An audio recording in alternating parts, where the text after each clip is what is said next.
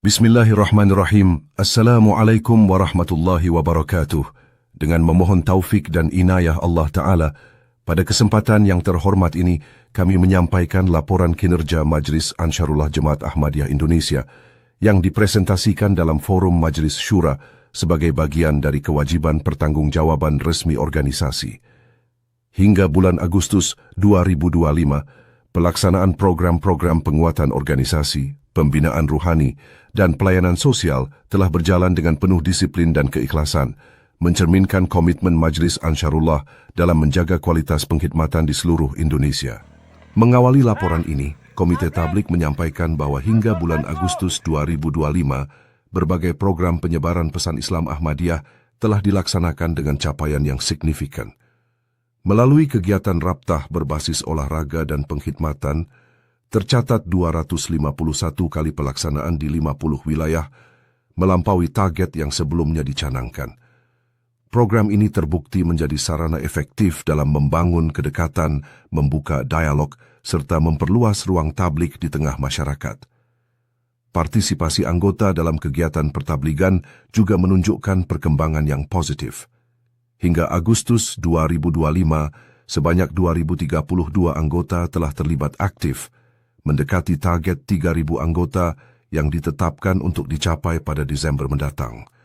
Keterlibatan ini menjadi indikator meningkatnya kesadaran dan kesiapan Ansharullah dalam mengambil peran langsung dalam penyebaran pesan damai. Pengelolaan dai khususi pun terus diperkuat, dengan jumlah yang telah mencapai 67 orang dari target 100 orang. Para dai ini berperan penting dalam menyampaikan pesan tabligh secara terstruktur dan mendalam sesuai kebutuhan lapangan. Adapun kegiatan tabligh publik juga berjalan intensif.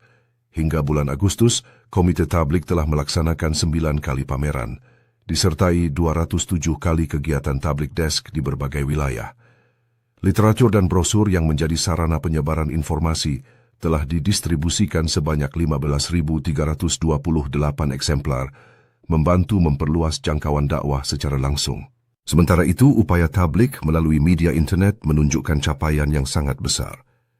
Hingga Agustus 2025, jumlah masyarakat yang telah menerima pesan tabligh melalui platform digital mencapai 8.439.015 orang, mendekati target 10 juta orang yang ditetapkan untuk akhir tahun. Sebagai hasil dari rangkaian kegiatan tersebut, hingga bulan Agustus 2025, pertabligan para anggota Ansharullah berhasil memperoleh 450 mubayin baru yang menjadi salah satu indikator kemajuan penting dalam upaya penyebaran pesan Islam Ahmadiyah di Indonesia. Pada bidang Itsar, hingga bulan Agustus 2025, berbagai program pelayanan dan pengorbanan dilaksanakan sebagai wujud nyata semangat saling menolong di kalangan anggota Ansharullah. Dari target 218 majelis cabang untuk melaksanakan kegiatan bakti sosial berupa pembagian paket sembako sebanyak 10.000 paket, sampai bulan Agustus telah terrealisasi 158 cabang dengan jumlah paket yang disalurkan mencapai 10.230 paket, melampaui target yang ditetapkan. Program kunjungan kepada para lansia dan anggota yang sedang sakit juga berjalan dengan intensif. Hingga Agustus, kegiatan ini telah dilaksanakan di 158 cabang, dengan total 11.151 penerima bantuan pangan dan natura, mendekati target 218 cabang dan 10.000 paket bantuan yang direncanakan. Pada kegiatan donor darah, partisipasi anggota Ansharullah menunjukkan peningkatan yang menggembirakan. Melalui kegiatan donor darah yang diselenggarakan di 63 cabang, telah terkumpul 2.984 labu darah, melampaui target akhir tahun yaitu 2.000 labu, meskipun jumlah cabang pelaksana masih berada di bawah target 218 cabang. Sementara itu, pencatatan donor kornea mata menunjukkan kesadaran sosial yang semakin tinggi. Hingga Agustus 2025, sebanyak 5.000 anggota Anshar telah terdaftar sebagai donor kornea, dari target 6.500 orang. Dalam bidang pemberdayaan ekonomi, meskipun masih memerlukan penguatan, beberapa capaian telah terwujud. Saat ini tercatat 7 anggota Anshar yang memiliki kegiatan usaha produktif dari target 25 orang. Selain itu, terdapat 153 keluarga Anshar yang telah mengelola warung keluarga Melampaui target 100 keluarga menunjukkan kemajuan signifikan dalam penguatan ekonomi keluarga anggota. Bidang pelatihan kewirausahaan juga terus digiatkan. Sampai bulan Agustus telah terlaksana 9 kali pelatihan dari target 25 kali yang diharapkan mampu meningkatkan kapasitas usaha anggota di masa mendatang. Pada layanan kesehatan berbasis pengobatan homeopati, anggota Ansharullah telah terlibat dalam pelaksanaan pengobatan massal di 33 cabang, melebihi target 15 cabang.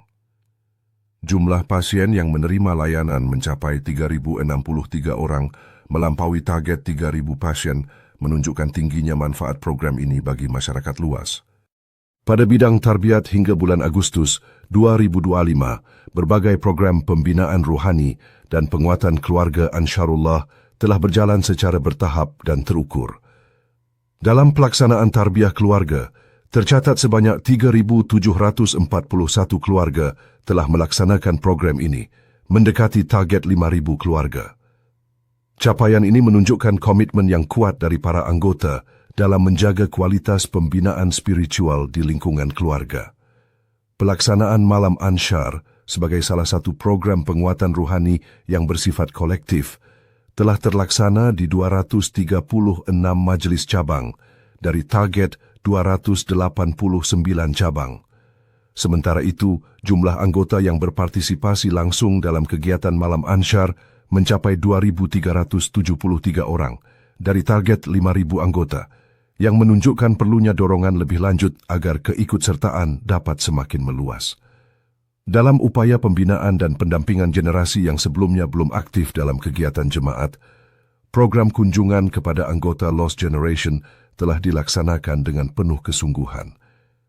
Hingga Agustus 2025, kunjungan telah dilakukan kepada 187 orang dari total target 1.020 orang.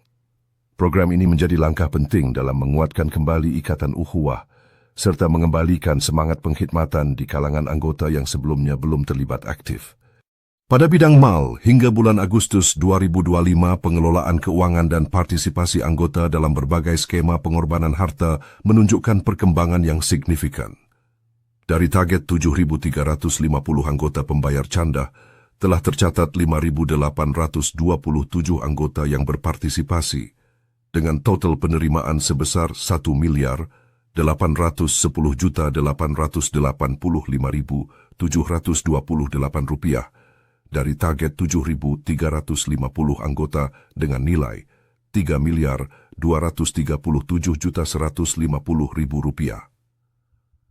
Untuk canda Ijtima Anshar, jumlah pembayar mencapai 5.810 anggota dengan total pemasukan 265.571.738 rupiah dari target 7.350 anggota dengan nilai 462.630.000 rupiah. Pada canda Isyad, sebanyak 3.139 anggota telah berpartisipasi, menghasilkan penerimaan sebesar 71.296.272 rupiah dari target 7.350 orang dengan nilai 111.720.000 rupiah. Partisipasi pada candasan atau sarana ansho nasional juga menunjukkan kemajuan, dengan 4.309 anggota menyumbang total 487.941.935 rupiah dari target 7.350 anggota dengan nilai 173.250.000 rupiah. Adapun untuk dana lokal, sebanyak 4.626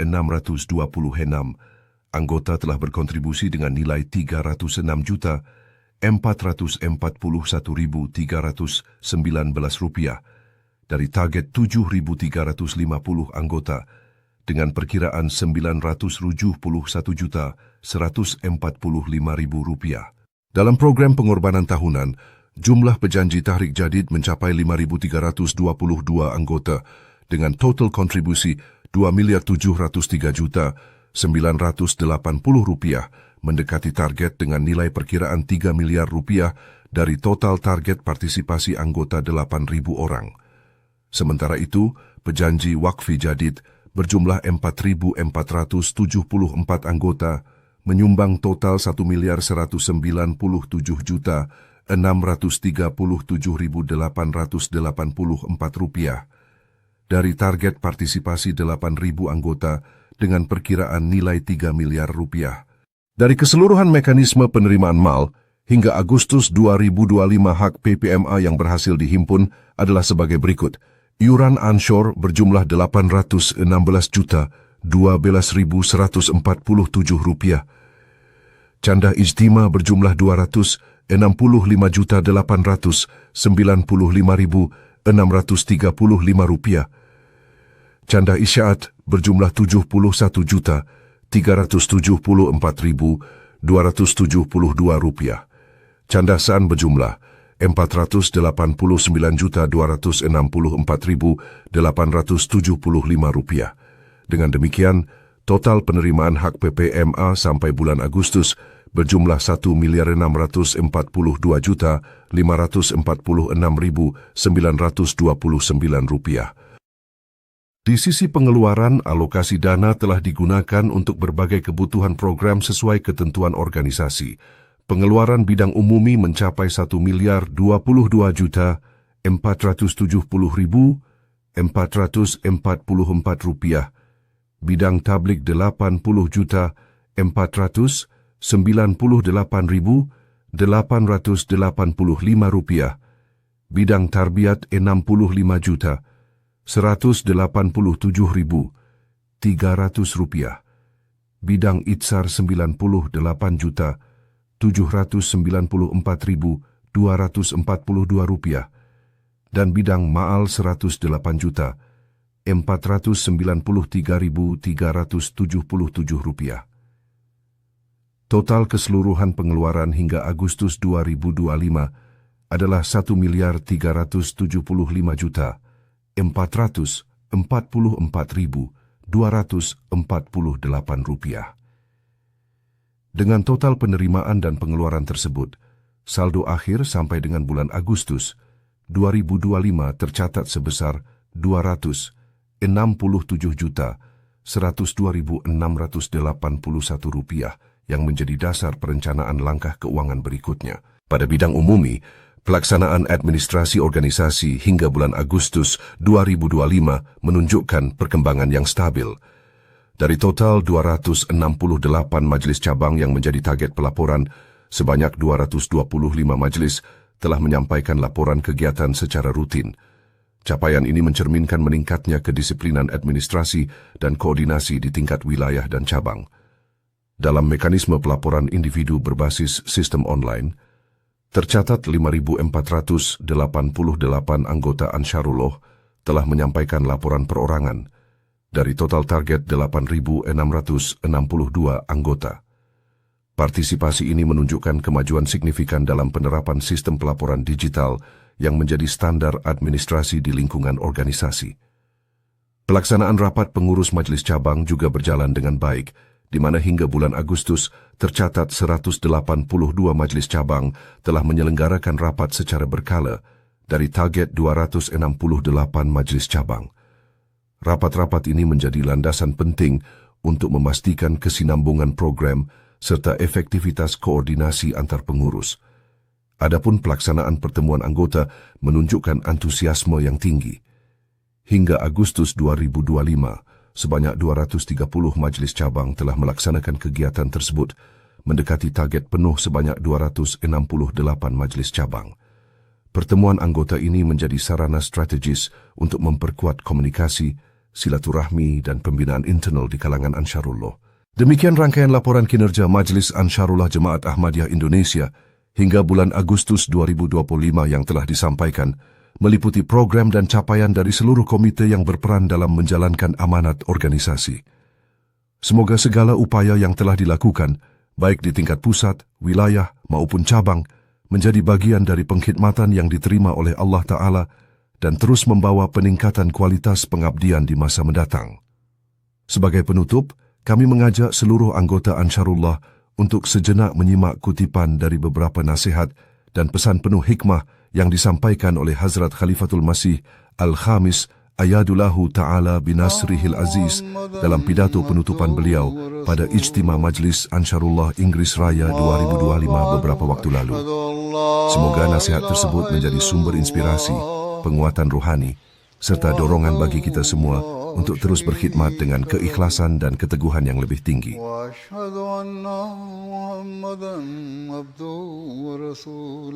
Dalam Jemaat Hadrat Masih Maud alaihi salam, yaitu Jemaat Ahmadiyah, Anda, yaitu para Ansar, adalah orang-orang yang dari segi usia, pemikiran, dan pengalaman telah mencapai usia kedewasaan yang sempurna. Dalam hal ini dapat dikatakan bahwa Anda seharusnya menjadi contoh dan teladan bagi jemaat. Maka renungkanlah, apakah Anda adalah teladan yang telah mencapai standar sejati baiat atau sedang berusaha mencapainya? Jika tidak, maka ini adalah hal yang sangat perlu difikirkan. Syarat dasarnya adalah takwa. Jika kita memiliki ketakwaan, maka kita akan menjadi orang-orang yang terhindar dari banyak keburukan. Mengenai takwa, Hadrat Masih Maud alaihi salam bersabda, tempuhlah ketakwaan. Takwa adalah akar dari segala sesuatu. Makna takwa adalah menghindari setiap dosa yang halus dan rinci. Takwa yaitu dalam perkara yang di dalamnya terdapat keraguan akan adanya keburukan, seseorang tidak melakukannya. Beliau bersabda bahwa perumpamaan hati adalah seperti sungai besar yang darinya mengalir sungai-sungai kecil. Dari sungai hati juga mengalir sungai-sungai kecil, misalnya lidah, dan demikian juga anggota-anggota tubuh lainnya. Jika air sungai kecil rusak dan kotor, serta keruh, maka dapat diperkirakan bahwa air sungai besar juga akan rusak. Karena itu, jika Anda melihat seseorang yang lidahnya atau tangan dan kakinya serta lain-lainnya dari anggota tubuhnya ada yang najis, maka fahamilah bahwa hatinya juga demikian. Syirik adalah suatu hal yang terkadang syaitan menimbulkannya dalam hati kita melalui jalan-jalan yang bahkan kita tidak menyadarinya. Maka dengan cermat harus kita periksa bahwa kita dalam bentuk apapun jangan sampai terjerat dalam syirik jenis apapun. Hadrat Masih Maud alaihi salam telah bersabda, tauhid bukan hanya sekedar mengucapkan la ilaha illallah dengan mulut, sementara dalam hati terkumpul ribuan berhala, melainkan orang yang memberikan keagungan seperti keagungan Allah kepada kedudukan, tipu daya, penipuan, dan siasat dirinya, atau yang menaruh kepercayaan kepada seseorang padahal seharusnya ditaruh kepada Allah Ta'ala, atau yang memberikan keagungan kepada nafsunya padahal seharusnya diberikan kepada Allah Ta'ala. Dalam semua keadaan ini, dia adalah penyembah berhala di sisi Allah Ta'ala. Berhala bukan hanya yang dibuat dari emas atau perak atau kuningan atau batu dan sebagainya yang kemudian dipercayai, melainkan setiap benda atau perkataan atau perbuatan yang diberikan keagungan yang merupakan hak Allah Ta'ala, itu adalah berhala di mata Allah Ta'ala. Maka inilah definisi syirik yang halus, yang harus senantiasa kita letakkan di hadapan kita dan harus kita renungkan. Di dunia zaman sekarang ini, dengan terlarut dalam lingkungannya dan tenggelam dalam pemikiran-pemikiran duniawi, kita melakukan banyak hal yang disebut syirik tersembunyi. Maka setiap Ahmadi pada umumnya dan setiap Ansar pada khususnya perlu memberikan perhatian, karena usia mereka adalah usia di mana seiring bertambahnya usia mereka sedang memasuki bagian akhir dari usia mereka, yang setelah itu hanyalah alam berikutnya. Oleh karena itu, selalu renungkanlah, apakah kita bersih dari segala jenis syirik tersembunyi? Apakah setiap perbuatan dan tindakan kita sesuai dengan ridho Allah Ta'ala? Apakah setiap perbuatan kita berjalan di atas takwa? Maka inilah hal mendasar yang harus selalu kita letakkan di hadapan kita. Dalam sebuah riwayat disebutkan bahwa Rasulullah SAW bersabda, kebenaran membimbing kepada kebaikan dan kebaikan membimbing kepada surga. Jauhilah kebohongan karena kebohongan membawa kepada kemaksiatan dan kemaksiatan mengantarkan ke neraka. Hadrat Masih Maud alaihissalam juga bersabda bahwa Al-Quran suci telah menjadikan kebohongan sebagai suatu kenajisan dan kejijikan, sebagaimana yang telah difirmankan dalam ayat yang baru saja saya bacakan, bahwa fajtanibur rijsa minal awthani wajtanibu qaulaz zur. Lihatlah, di sini kebohongan disejarkan dengan berhala, dan pada hakikatnya kebohongan juga merupakan berhala. Jika tidak, mengapa seseorang meninggalkan kebenaran dan pergi ke arah lain? Sebagaimana di bawah berhala tidak ada kenyataan apapun, demikian juga di bawah kebohongan tidak ada apapun selain kepalsuan belaka. Kepercayaan terhadap orang-orang yang berbohong menjadi sangat berkurang, hingga jika mereka mengatakan kebenaran pun, tetap saja timbul kekhawatiran bahwa di dalamnya juga ada campuran kebohongan. Jika orang-orang yang berbohong ingin agar kebohongan mereka berkurang, maka hal itu tidak akan hilang dengan cepat. Mereka harus melakukan kerja keras dalam waktu yang lama, barulah kemudian terbentuklah kebiasaan berkata benar dan harus bekerja keras sekali. Maka mengenai orang-orang yang memiliki kebiasaan berbohong, beliau bersabda bahwa jika mereka kadang-kadang juga mengatakan hal yang benar, orang-orang tetap menganggapnya sebagai kebohongan. Oleh karena itu, seorang Ahmadi, seorang mukmin yang telah berbaiat kepada Hadrat Masih Maud alaihissalam, harus memberikan perhatian khusus terhadap hal ini, bahwa sejauh mana kita harus membenci kebohongan. Qul lil mu'minina yaghuddu min absarihim wa yahfazu furujahum, dzalika azka lahum. Yang artinya, katakanlah kepada orang-orang yang beriman agar mereka menundukkan pandangan mereka dan memelihara kemaluan mereka, itulah yang lebih suci bagi mereka. Furuj tidak hanya berarti kemaluan, tetapi setiap lubang termasuk telinga dan sebagainya. Dan dalam hal ini telah dilarang untuk mendengarkan lagu-lagu dari wanita yang bukan mahram dan sebagainya. Kemudian ingatlah bahwa ribuan orang yang mendengarkan lagu-lagu yang salah, dari ribuan pengalaman telah terbukti bahwa hal-hal yang Allah larang pada akhirnya manusia harus menjauhkannya juga. Jika tidak menjauh, maka akan terjerat dalam keburukan. Maka sangat perlu untuk merenungkan dan memahami hal ini dengan seksama, karena teladan kita itulah yang akan tertanam pada generasi selanjutnya. Kemudian beliau juga menetapkan syarat ini bagi seorang Ahmadi, bahwa dia akan menjauhi fisk dan dosa. Dan fisk atau kefasikan adalah dosa yang sangat besar. Ketika Rasulullah SAW ditanya tentang kefasikan, beliau bersabda bahwa orang fasik adalah penghuni neraka. Dikatakan, ya Rasulullah SAW, siapakah orang-orang fasik itu? Maka Rasulullah SAW bersabda bahwa orang-orang yang tidak bersyukur dan ketika mereka ditimpa ujian tidak bersabar. Mereka itulah yang fasik. Dalam hal ini, beliau juga memberikan contoh-contoh tentang wanita. Namun sekarang hal ini tidak hanya terdapat pada wanita saja, tetapi laki-laki juga ada yang berkata-kata dan bersikap fasik. Hadrat Masih Maud alaihissalam memberikan peringatan bahwa doa orang zalim yang fasik tidak diterima. Mengapa? Karena dia lalai terhadap Allah, dan Allah Ta'ala pun lalai terhadapnya. Jika seorang anak tidak peduli kepada ayahnya dan menjadi anak yang durhaka, maka ayah tidak akan peduli kepadanya. Lalu mengapa Allah akan peduli? Kemudian beliau juga mengarahkan perhatian kepada menjauhi kezaliman, bahwa jika Anda bergabung dalam baiat saya, maka jauhilah segala jenis kezaliman. Hadrat Masih Maud alaihissalam dalam menasihati jemaat bersabda, seluruh jemaat saya hendaklah mendengarkan wasiat ini dengan penuh perhatian, bahwa mereka yang masuk dalam jemaat ini dan menjalin hubungan iradah dan murid dengan saya, maksudnya adalah agar mereka mencapai tingkat tertinggi dalam kebaikan perilaku dan keberuntungan, serta takwa, dan tidak ada kerusakan, keburukan, dan perilaku buruk yang mendekat kepada mereka. Mereka hendaklah terikat dengan salat 5 waktu berjamaah, tidak berbohong, tidak menyakiti siapapun dengan lisan, tidak melakukan keburukan apapun, dan tidak membawa dalam hati sedikit pun fikiran tentang keburukan, kezaliman, kerusakan, dan fitnah. Sekarang ini adalah perkara yang sangat besar, bahwa bahkan fikiran pun tidak dibawa dalam hati. Maksudnya adalah agar mereka menjauhi segala jenis kemaksiatan dan keburukan.